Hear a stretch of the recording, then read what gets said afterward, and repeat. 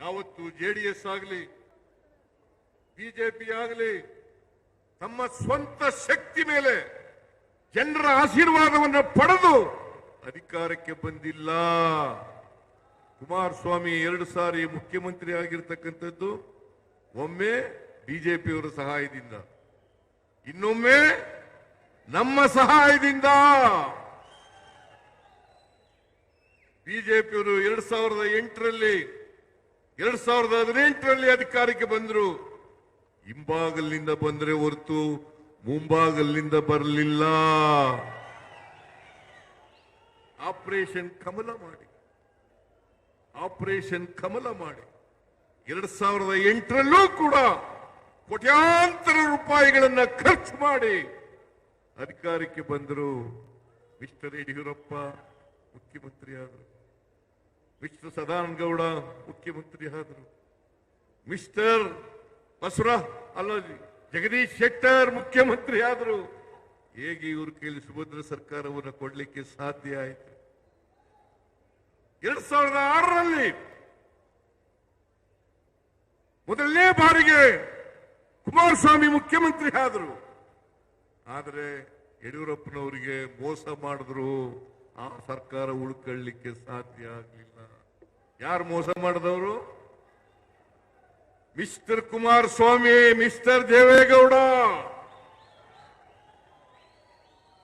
ಆ ಸರ್ಕಾರ ಉಳ್ಕೊಳ್ಳಿಲ್ಲ.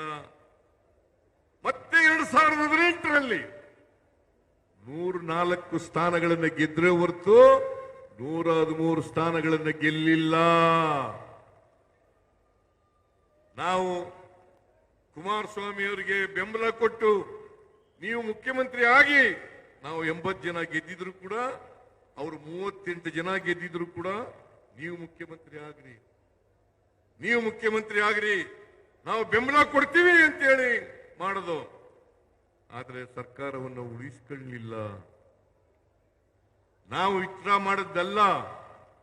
ಇವರು ಮುಖ್ಯಮಂತ್ರಿ ಆಗಿರುವಾಗ 17 ಜನ MLAಗಳು ಬಿಜೆಪಿ ಜೊತೆ ಸೇರಿ ಆಪರೇಷನ್ ಕಮಲದ ಮೂಲಕ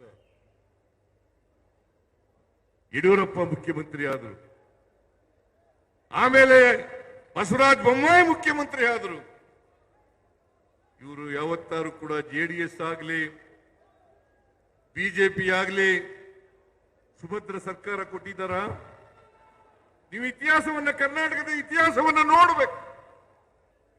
ಕಾಂಗ್ರೆಸ್ ಪಕ್ಷ ಯಾವಾಗ ಅಧಿಕಾರಕ್ಕೆ ಬಂದಿದೆ ಎಲ್ಲ ಕಾಲದಲ್ಲೂ ಕೂಡ ಸುಭದ್ರ ಸರ್ಕಾರವನ್ನು ಕೊಟ್ಟಿದೆ. ನೀವು ಯೋಚನೆ ಮಾಡಿ. ಈಗ ಬಿಜೆಪಿಗೆ ಜೆಡಿಎಸ್ಗೆ ಬೆಂಬಲಿಸಬೇಕಾ? ಅಧಿಕಾರ ಕೊಡಬೇಕಾ? ಅವರಿಗೆ ಕೊಡಬೇಕಾ? ಕೂತ್ಕೊಳ್ರಿ.